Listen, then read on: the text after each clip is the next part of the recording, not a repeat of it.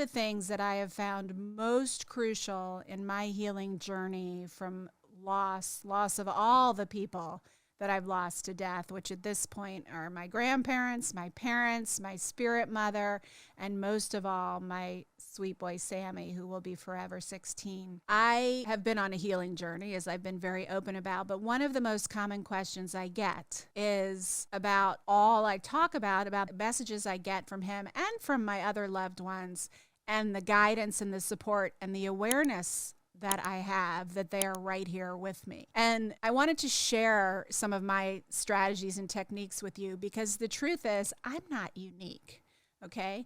The only thing I have that perhaps you don't have, and maybe you're already aware of this, is belief and strategies. That's it. But it's not like I'm special, okay? Part of it is that the way that they communicate with us is very subtle. So in order to feel it, you have to be like in your body. You can't be out, you have to be really present with yourself. The body is the bridge to the soul, and the soul is the connection to other souls. So they're always here.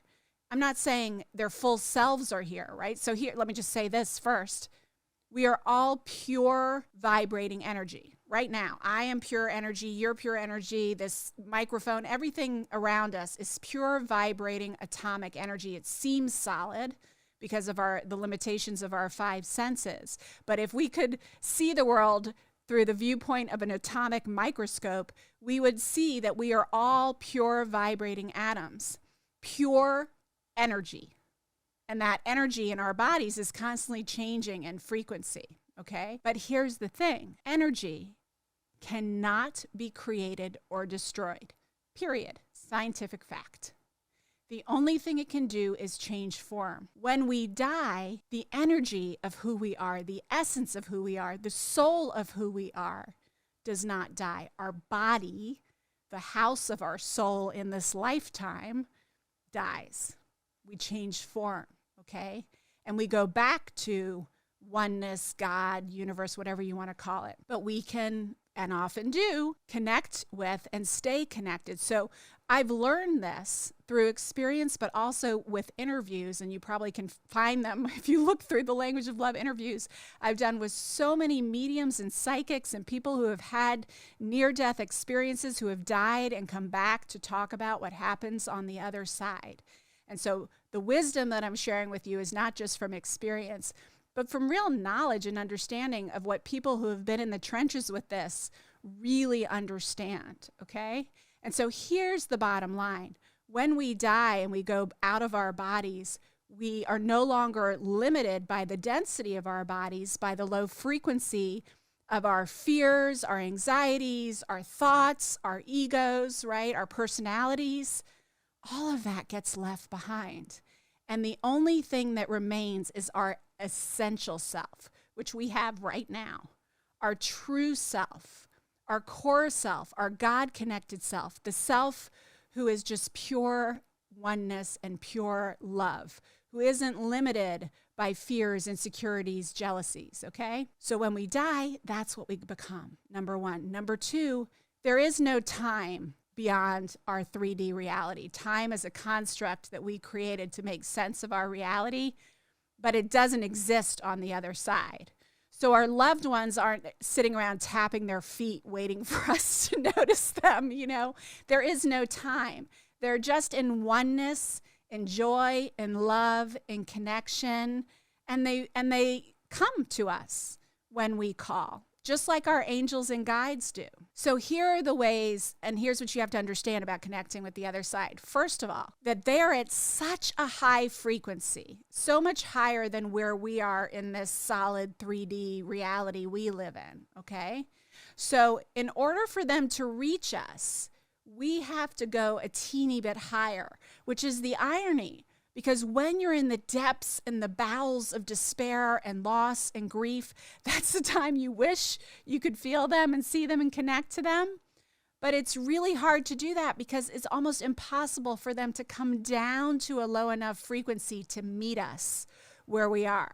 So one of the things that I discovered, especially around connecting with Sammy, but really all of my loved ones, is when I do something to authentically raise my frequency. I don't mean just looking in the mirror and being like, you're good enough, you're smart enough, but I mean really like releasing emotion so that that density is released, or doing like some crazy dancing, or doing something really healing where I feel a place just of peace. That's when he can reach me. And I always call it in. So that's one of the reasons they'll come to you in your dreams, because you aren't necessarily really in your stories and in your density then. So one of the best ways is when you're falling asleep to call them in. Please come visit me tonight in my sleep. I want to feel you.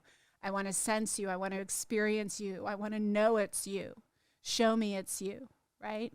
Show me a sign. And then also do as much as you can, whether it's yoga or following the grounding videos I have on my website at drlauraberman.com.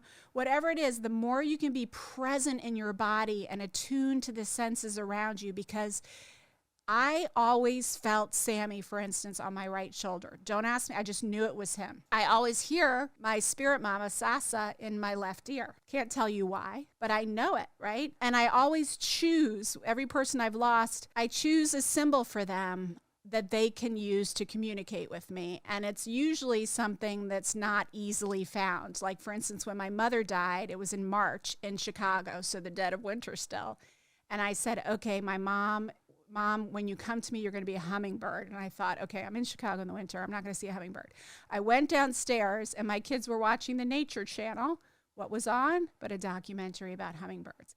And literally for 3 years, every single day, I either saw a hummingbird on a piece of art, on a tapestry, on a greeting card, in real life.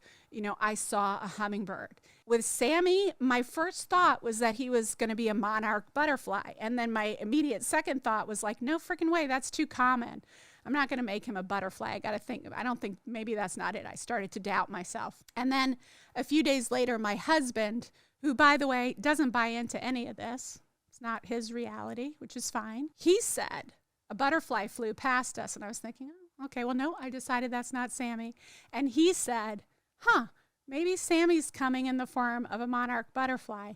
And then I knew that's definitely, if my husband is saying that, because he wouldn't normally say anything like that, that's Sammy. And when you see those signs, so maybe it's an animal, maybe it's a rainbow, maybe it's a certain kind of flower, maybe it's a penny, whatever it is, when you see that, that is a wink or a moment of your loved ones. Pay attention to what you were thinking and asking for when you see the sign. So I have learned, for instance, that when a hummingbird appears, it's always my mom saying one specific thing if I haven't asked her to come and she just shows up.